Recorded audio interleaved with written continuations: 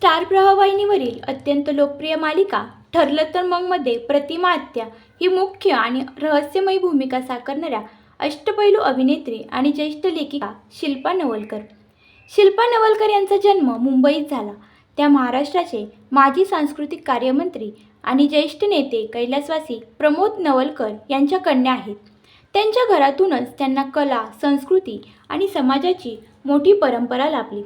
कला क्षेत्रात कार्यरत असल्या तरी शिल्पा नवलकर या मूळच्या इलेक्ट्रॉनिक्स इंजिनियर आहेत. शिक्षण पूर्ण केल्यानंतर त्यांनी स्वतःच्या आवडीखातर अभिनय आणि लेखन क्षेत्राची निवड केली, ज्याला त्यांच्या वडिलांनी नेहमीच पूर्ण पाठिंबा दिला. त्या केवळ एक कलाकार नसून सामाजिक भान जपणाऱ्या व्यक्ती आहेत.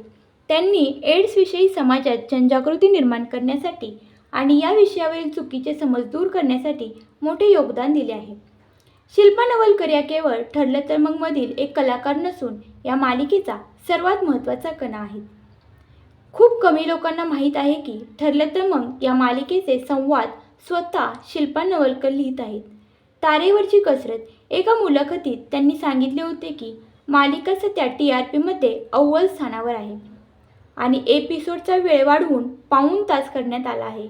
अशावेळी वाहिनीवरील इतर 13 नायिकांच्या पात्रांचा लहेजा, त्यांची भाषा सांभाळत दररोज संवाद लिहिणे आणि सोबतच स्वतः अभिनय करणे अशी दुहेरी आणि कठीण जबाबदारी त्या गेली 3.5 वर्ष अत्यंत यशस्वीपणे सांभाळत आहेत.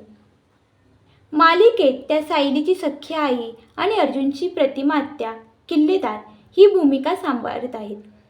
कथानकात त्यांचे पात्र बरीच वर्ष बेपत्ता मृत मानले गेले होते, ज्यामुळे कथानकात मोठे रहस्य निर्माण झाले होते.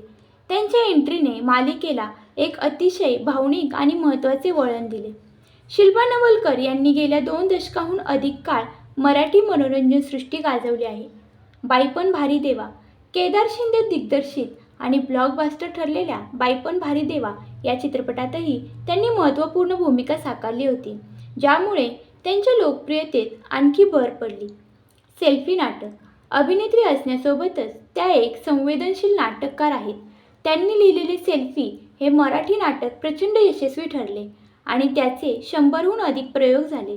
विशेष म्हणजे या नाटकाचे हक्क हिंदी आणि इंग्रजी रिमेकसाठी नामांकित निर्मात्यांनी विकत घेतले होते. सध्या त्या स्टार प्रवाहावरील ठरलं तर मग सोबतच कलर्स मराठीवरील दुर्गा या मालिकेत रेवती मोहिते ही रुबाबदार भूमिका साकारत आहेत. शिल्पा नवलकर यांच्या प्रभावी संवादामुळेच ठरलं तर मग मालिका TRPमध्ये अव्वल स्थानावर राहिली आहे. एका मुलाखतीत शिल्पा नवलकर यांनी मजेशीर गुपित उघड केले होते की जेव्हा त्या मालिकेची स्क्रिप्ट किंवा संवाद लिहायला बसतात तेव्हा बॅकग्राऊंडला महाराष्ट्राची हास्य जत्रा हा शो सुरू ठेवतात.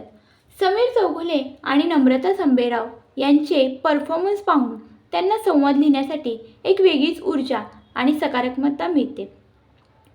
पात्रांचा बारकाईने अभ्यास स्टार प्रवाह वाहिनीवरील विविध मालिकांमध्ये उदाहरणार्थ वचन दिले तू मला मधील ऊर्जा वकिलांची पात्रे आणि ठरलं तर मगमध्ये अर्जुन सुभेदार हा स्वतः नामांकित वकील आहे. प्रत्येक वकिलाचा बाज आणि संवाद बोलण्याची पद्धत वेगवेगळी असावी लागते. हा फरक जपण्यासाठी शिल्पा नवलकर प्रत्येक पात्राच्या भाषेवर प्रचंड मेहनत घेतात. संवाद लेखिका आणि अष्टपैलू अभिनेत्री म्हणून त्यांना मनोरंजन सृष्टीत अनेक महत्त्वाच्या पुरस्कारांनी सन्मानित करण्यात आले आहे. त्यांच्या सेल्फी या नाटकाला व्यावसायिक स्तरावर उत्कृष्ट लेखनाचे अनेक नामांकने आणि पुरस्कार मिळाले, ज्याने मराठी नाट्यसृष्टीत त्यांच्या लेखणीचा ठसा उमटवला.